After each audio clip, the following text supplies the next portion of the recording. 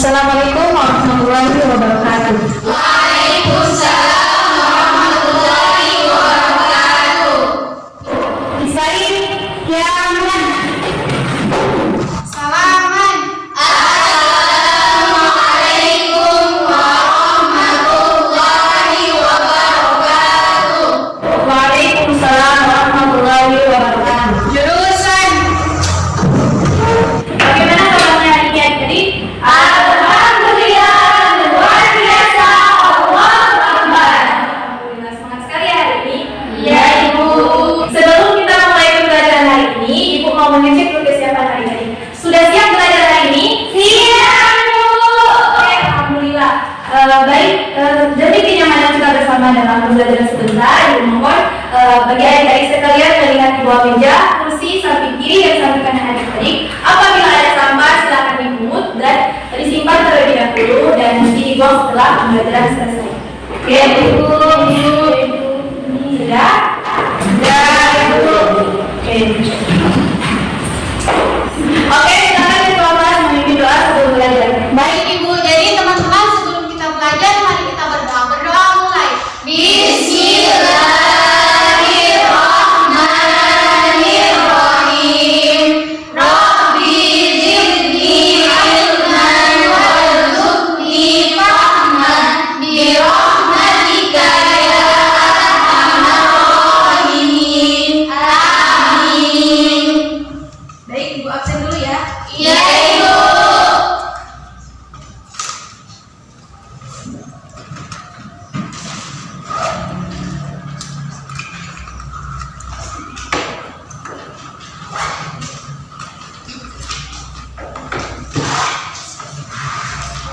Nawinda Mulukati, Hadir, Ibu. Nur Ayu Pakaya, Hadir, Bu. Mujizah Manusihi, Hadir. Wardah Botutihe, Hadir, Ibu. Siti Aulia Berdua, hadir Ibu. Bribka Akbar, hadir Bu. Ya, baik, alhamdulillah. Jadi hari ini ada semua ya. Iya, Ibu. Ya, jadi ada yang masih ingat pembelajaran kita minggu lalu? Iya, Ibu. Mengenai apa? Pengertian macam-macam sholat. Pengertian dan Macam-macam sholat. apa itu sholat? Berdoa. Berzikir. Berdoa. Ada lagi? Mengingat Allah. Ya, ada lagi? Tidak? Melaksanakan kewajiban. Pengertian sholat terbagi menjadi dua, yaitu yang pertama secara bahasa yang artinya doa, kemudian yang kedua adalah secara istilah. Nah, secara istilah sholat artinya ibadah yang terdiri dari perbuatan dan perkataan yang dimulai dari takbir dan diakhiri dengan salam. Ada yang masih ingat sholat itu terbagi menjadi berapa? Dua.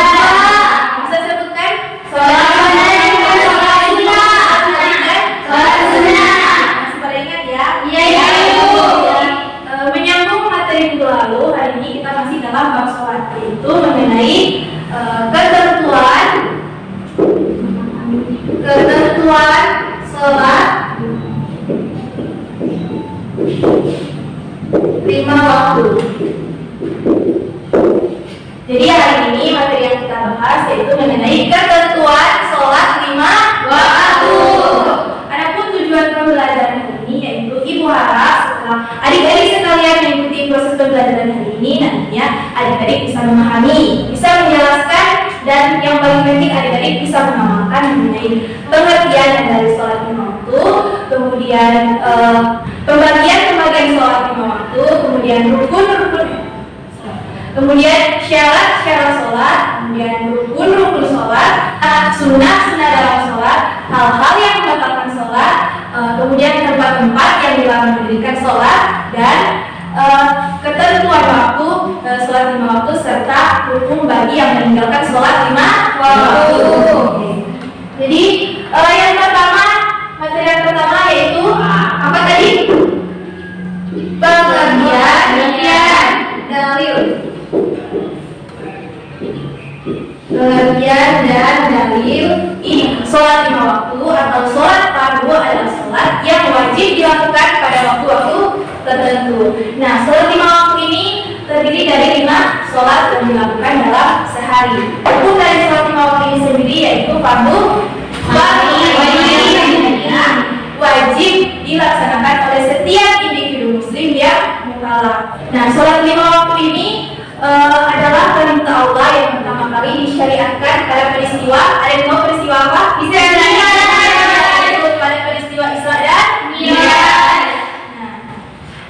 Jadi pada peristiwa Isra dan Mi'raj ini Rasulullah menerima perintah sholat pertama kali, perintah sholat lima waktu.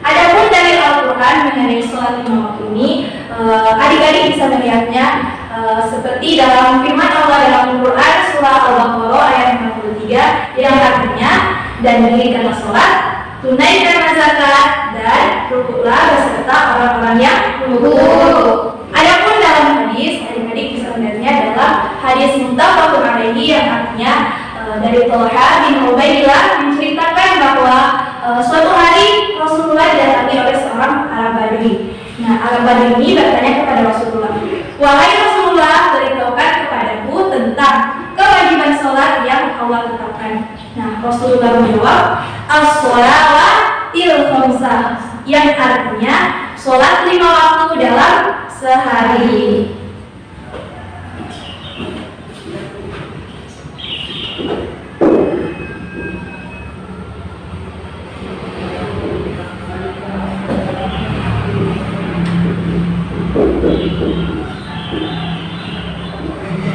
Oke, selanjutnya pembagian sholat lima waktu. Sebagaimana yang dijelaskan dalam hadis tadi bahwa sholat lima waktu yang dilakukan dalam sehari. Nah, sholat lima waktu itu apa saja? Yaitu sholat isya, subuh, ya betul. Sholat isya, zuhur, asar, maghrib. Ada yang bisa bantu ibu untuk menuliskan jumlah rakaat dari masing-masing sholat? Saya bu. Ya, silakan ibu. Siti Aulia.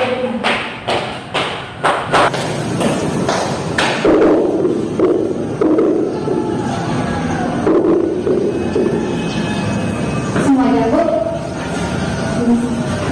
Oke, selanjutnya saya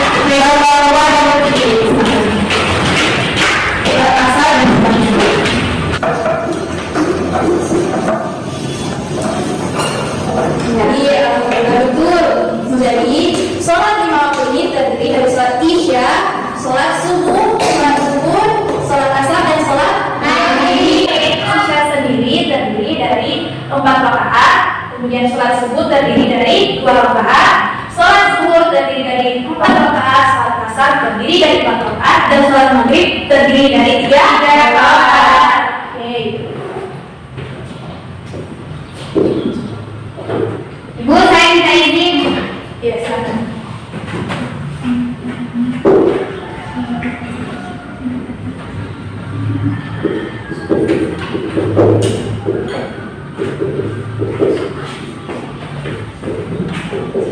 Nah, yang berikut syarat sholat. Jadi adik-adik sekalian, syarat sholat itu tidak dilakukan secara sembarangan, melainkan harus memenuhi syarat-syaratnya. Nah, syarat-syarat sholat ini artinya segala sesuatu yang harus kita penuhi sebelum memulai sholat. Syarat-syarat sholat ini terbagi menjadi 2. Yang pertama, syarat wajib. Syarat wajib. Ibu minta izin. Ya, silakan. Nah, syarat wajib ini terdiri dari yang pertama, beragama Islam. Syarat wajib yang pertama apa? Beragama Islam. Yang kedua, berakal sehat. Kemudian yang ketiga, balik atau dewasa. Artinya sudah mengalami masa-masa pubertas. Kemudian suci dari hadas haid dan nifas bagi perempuan. Kemudian yang terakhir sudah masuk sholat.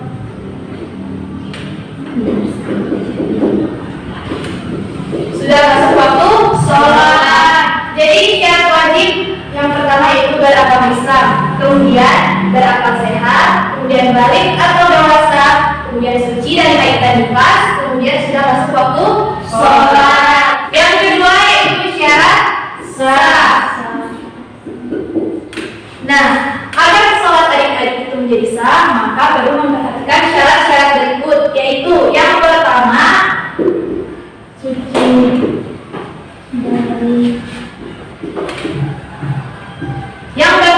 suci dari hadas besar ataupun hadas kecil. Oleh karenanya, sebelum adik-adik melakukan sholat, sebelum melaksanakan sholat, pakaian tubuh kita dan tempat sholat kita harus bersih dari hadas besar ataupun hadas kecil. Kemudian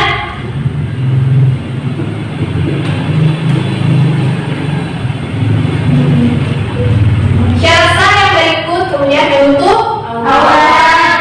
Ada yang tahu batasan aurat laki-laki dan perempuan? Nanti yang bisa menjawabnya ada. Saya ibu. Oke, silakan Malina. Jadi kalau batas aurat perempuan seluruh tubuh kecuali wajah dan telapak tangan, sedangkan laki-laki itu dari pusat sampai lutut. Iya, benar sekali. Jadi syarat sah berikut yaitu menutup aurat. Adapun bagi perempuan auratnya adalah seluruh tubuh kecuali wajah dan telapak tangan. Bagi laki-laki auratnya itu dari pusar sampai dengan lutut. Itu adalah batasannya. Kemudian menghadap kiblat. Syarat sah yang berikut yaitu menghadap kiblat. Jadi agar sholat kita menjadi sah, maka kita harus menghadap kiblat. Ya, betul. Sudah jelas sampai di sini adik-adik? Jelas. Oke. Ini sudah dicatat ini? Sudah, Ibu. Oke, bagus ya. Iya, Ibu.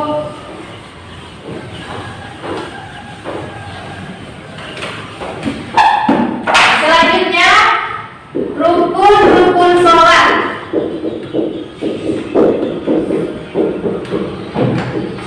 Rukun sholat.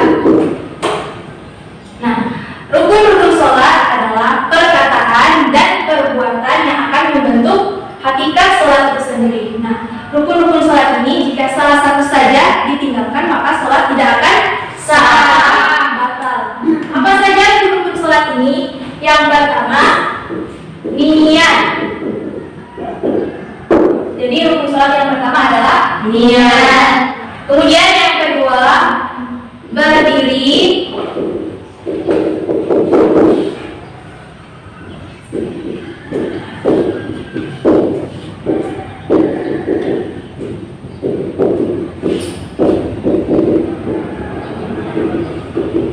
Rukun yang kedua setelahnya adalah berdiri dalam sholat.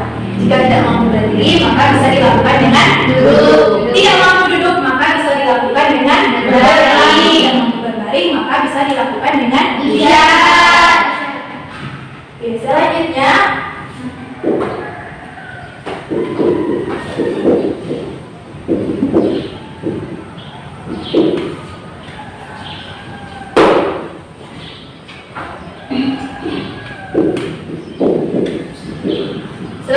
takbiratul ihram, yaitu mengangkat kedua tangan dan mengucapkan takbir Allahu Akbar. Berikut yaitu membaca surah Al-Fatihah.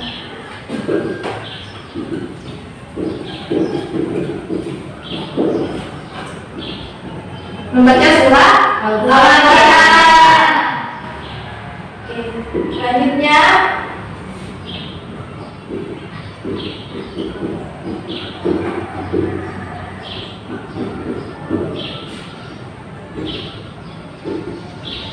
Selanjutnya berikut dengan tumanina artinya berhenti sejenak sebelum melakukan gerakan selanjutnya.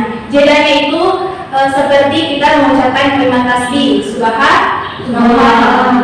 Jadi saat kita melakukan sholat kita tidak boleh buru-buru, harus dengan tumanina.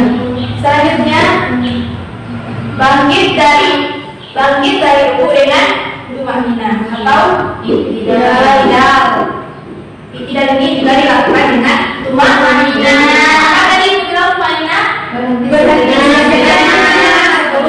sebelum melakukan gerakan selanjutnya. Yang berikut sujud. Nah, sujud ini juga dilakukan dengan tumanina.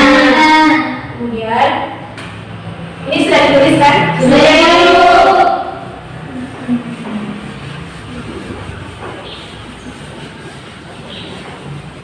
Selanjutnya duduk di antara dua sujud. Duduk di antara dua sujud dengan tumanina. Kemudian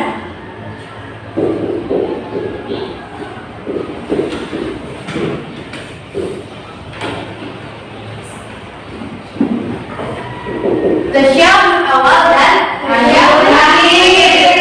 Dan yang terakhir salam. Nah, rukun-rukun sholat ini dimulai dari niat, berdiri dalam sholat, duduk, berbalik kepada isyarat, takbiratul ihram, membaca surah Al-Fatihah, ruku dengan tumanina, i'tidal dengan tumanina, sujud dengan tumanina, duduk di antara dua sujud dengan tumanina, tasyahud awal dan tasyahud akhir, serta salam harus dilakukan secara tertib. Artinya harus berulang dengan ketentuannya. Oke, mengenai rukun sholat ini sudah jelas? Jelas.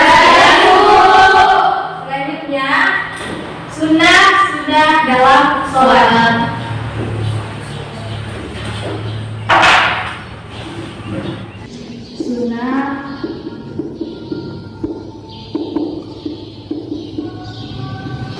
Sunnah dalam sholat. Nah, sunnah dalam sholat ini adalah perkataan dan perbuatan yang dilakukan dalam sholat selain dari rukun-rukun sholat yang sudah dijelaskan tadi. Nah, sunnah dalam sholat ini apabila ia ditinggalkan, maka ia tidak akan mengganggu sah atau tidaknya sholat itu, tetapi ia akan mengurangi kesempurnaan dari sholat kita. Oleh karenanya, sunnah dalam sholat ini tetap harus kita kerjakan. Nah, sunnah dalam sholat ini terbagi menjadi dua, yaitu sunnah perkataan dan sunnah perbuatan. Yang pertama, sunnah perkataan. Pertama terdiri dari membaca doa iftitah atau istiftah. Sunnah perkataan yang pertama yaitu membaca doa iftitah atau istiftah. Kemudian yang kedua membaca ta'awudz sebelum membaca surah Al-Fatihah. Ini dilakukan pada rakaat pertama sholat. Kemudian membaca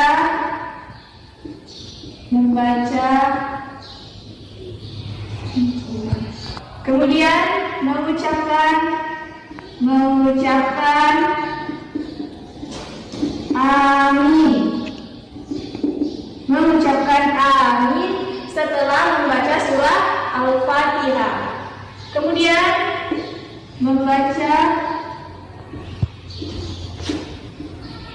surah-surah lain setelah Al-Fatihah. Kemudian membaca surah-surah lain setelah membaca surah Al-Fatihah, misalnya membaca surah Al-Ikhlas atau surah Al-Kafirun dan sebagainya. Kemudian membaca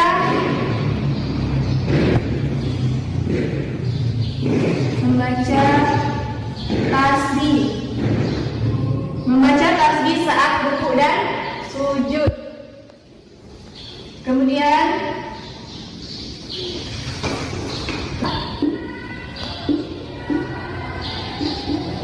doa duduk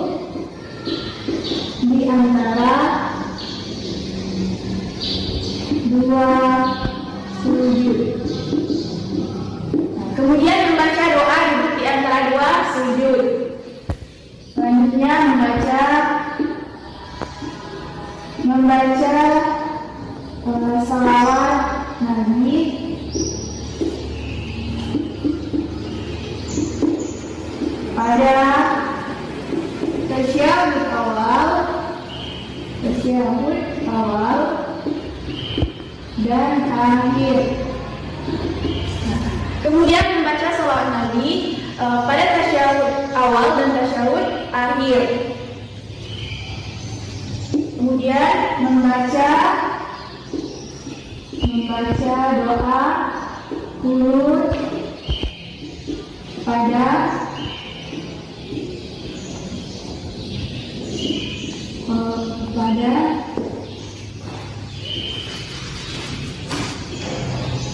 rakaat terakhir sholat subuh.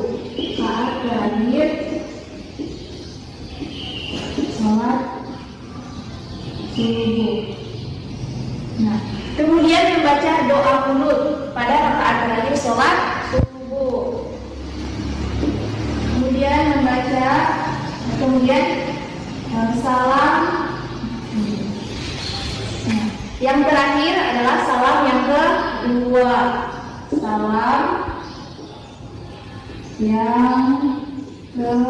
kedua. Nah, kemudian sunnah perbuatan. Sunnah dalam sholat yaitu sunnah perbuatan. Nah, sunnah perbuatan ini terdiri dari yang pertama mengangkat tangan saat takbir, saat akan duduk, saat bangkit dari rukuk atau i'tidal, dan saat bangkit dari tasyahud awal.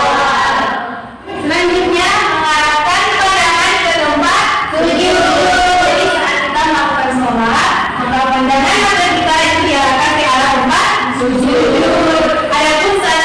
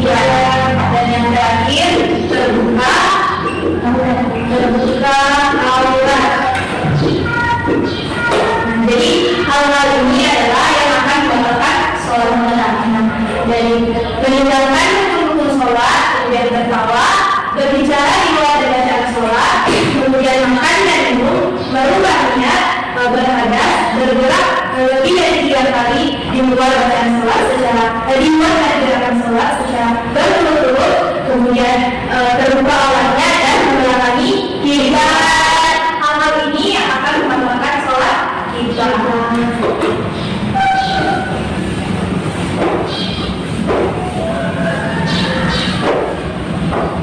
Selanjutnya, tempat-tempat yang dilarang untuk mendirikan sholat. Tempat-tempat dilarang mendirikan sholat.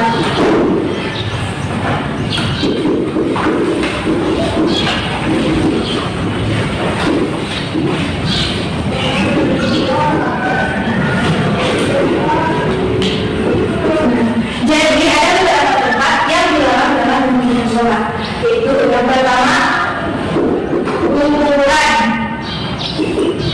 Jadi kita tidak boleh mendirikan sholat di kuburan.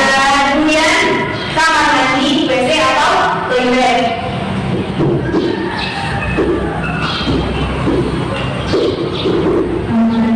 Kemudian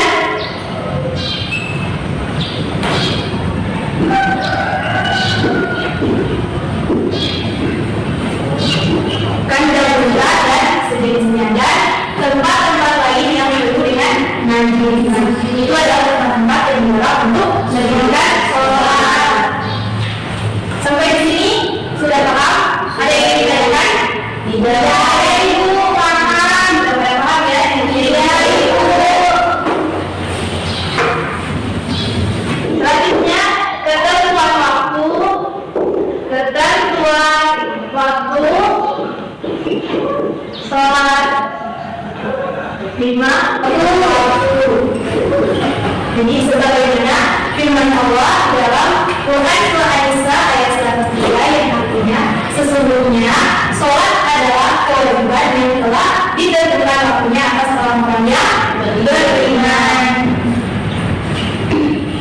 Yang pertama, sholat Isya. Nah, sholat Isya ini dimulai ketika warna kemerah-merahan di langit itu menghilang sampai dengan waktu pertengahan malam. Ada pun pendapat yang mengatakan bahwa bisa juga dilakukan sampai sebelum masuk sholat subuh. Nah, tapi batasan mengenai ini yaitu dihukumi sebagai makruh. Yang kedua, sholat subuh. Sholat subuh ini dimulai ketika terbitnya fajar shadiq sampai terbitnya matahari. Tiga, sholat subuh. Sholat subuh ini dimulai ketika matahari condong ke arah tenggelamnya sampai dengan masuk waktu sholat asar. Selanjutnya, sholat asar. Nah, sholat asar ini dimulai ketika semisal panjang bayangan berbeda sama dengan tingginya. Batasnya itu sampai dengan matahari meninggi. Kemudian sholat maghrib. Sholat maghrib ini dimulai ketika matahari terbenam sampai dengan hilangnya keberadaan atau sampai dengan masuknya sholat isya. Oke, selanjutnya hukum meninggalkan sholat 5 waktu. Materi yang berikut yang terakhir yaitu hukum meninggalkan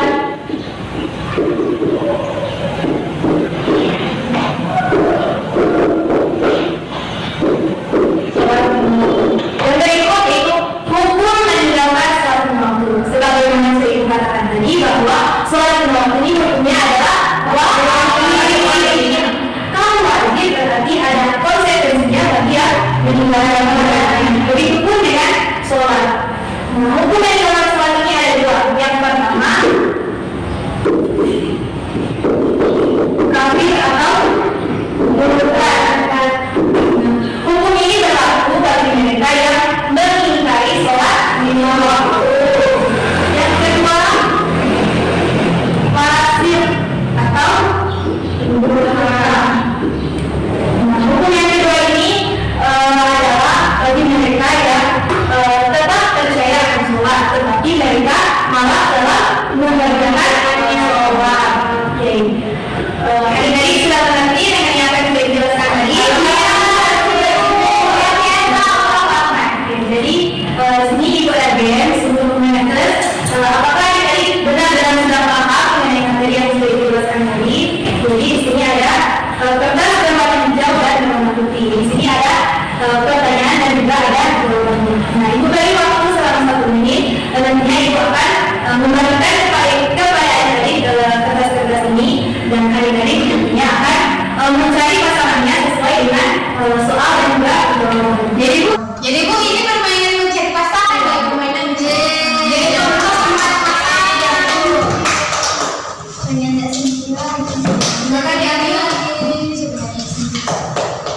terserah Bu. Iya, terserah. Bu warna satu-satunya. Oke, hijau warna Di tahan dulu ya yang siap buka. Tahan dulu hijau. Hijau tak semua warna ini mana Bu? Tidak ada warna putih dan hijau. Oke, silakan dari buka ada teman pasangannya. Coba gimana kalau jawaban dan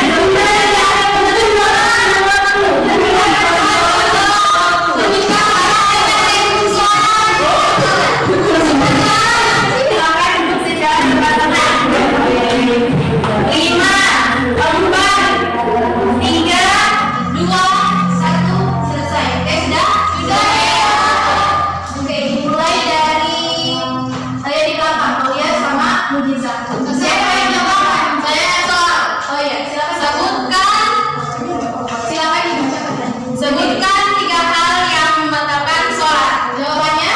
Yang pertama, meninggalkan rukun-rukun sholat, berawan, berhadas. Ya betul. Selanjutnya, Nawina dan Rika. Saya sudah menjawab dulu. Silakan baca pertanyaannya, Ibu. Sebutkan 3 tempat yang dilarang mendirikan sholat. Jawabannya? Kamar mandi dan kandang unta. Betul. Pertanyaannya Aini dan Wanda. Silakan Ibu. Iya, silakan memegang pertanyaannya. Saya baca. apa hukum sholat 5 waktu Wanda? Fardu ain. Iya, alhamdulillah betul. Oke, untuk 3 orang yang tadi menjawab pertanyaan dari Ibu, silakan maju di depan. Tidak ada